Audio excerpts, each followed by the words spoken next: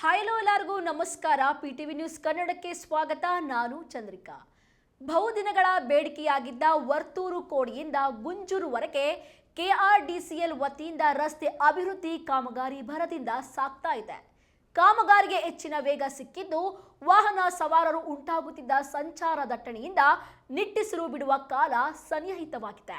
ವೈಟ್ಫೀಲ್ಡ್ ರಸ್ತೆಯಿಂದ ಪ್ರಾರಂಭವಾಗಿ ಆನೇಕಲ್ ಸರ್ಜಾಪುರ ಮಾರ್ಗದ ಕಡೆ ಸಾಗಬೇಕಾದ್ರೆ ವರ್ತೂರನ್ನ ದಾಟಿಕೊಂಡೇ ಹೋಗ್ಬೇಕು. ಈ ವರ್ತೂರನ್ನ ದಾಟಲು ಸಾಹಸವನ್ನೇ ಮಾಡಬೇಕಾಗಿತ್ತು. ಕಾರಣ ವರ್ತೂರು ಗ್ರಾಮದಲ್ಲಿ ಹಾದು ಹೋಗಿದ್ದ ರಸ್ತೆ ಕಿರಿದಾಗಿದ್ದು ಬೆಳಗ್ಗೆ 9 ಗಂಟೆಯ ನಂತರ ಹಾಗೂ ಸಂಜೆಯ 5 ಗಂಟೆಯ ನಂತರ ಅತಿ ಹೆಚ್ಚು ಸಂಚಾರ ದಟ್ಟಣೆಯಾಗ್ತಾ ಇತ್ತು. ವಾಹನ ಸವಾರರು ಹೈರಾಣಾಗಿ ಹೋಗ್ತಾ ಇದ್ರು.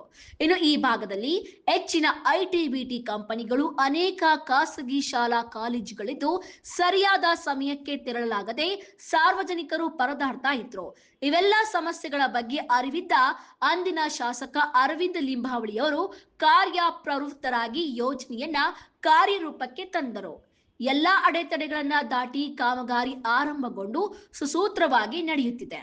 ಇನ್ನು ಈಗಿನ ಶಾಸಕರಾದಂತಹ ಮಂಜುಳಾ ಅರವಿಂದ ಲಿಂಬಾವಳಿ ಸಹ ಈ ಕಾಮಗಾರಿಯ ಸಂಪೂರ್ಣ ಜವಾಬ್ದಾರಿ ಹೊತ್ತು ಕಾರ್ಯ ನಿರ್ವಹಿಸ್ತಾ ಇದ್ದಾರೆ.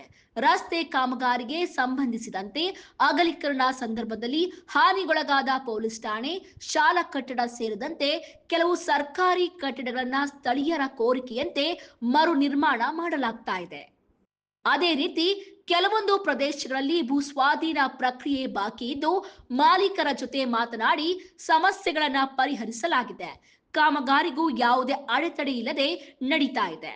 ಕೆಲವೇ ದಿನಗಳಲ್ಲಿ ಸಾರ್ವಜನಿಕರು ನೆಮ್ಮದಿಯ ನಿಟ್ಟಿಸಿರು ಬಿಡಲಿದ್ದಾರೆ. ಕ್ಯಾಮರಾ ಪರ್ಸನ್ ವಿಶ್ವನಾಥ್ ಜೊತೆ ರವಿಯನ್, ಪಿಟಿವಿ ನ್ಯೂಸ್ ಕನ್ನಡ, ಬೆಂಗಳೂರು.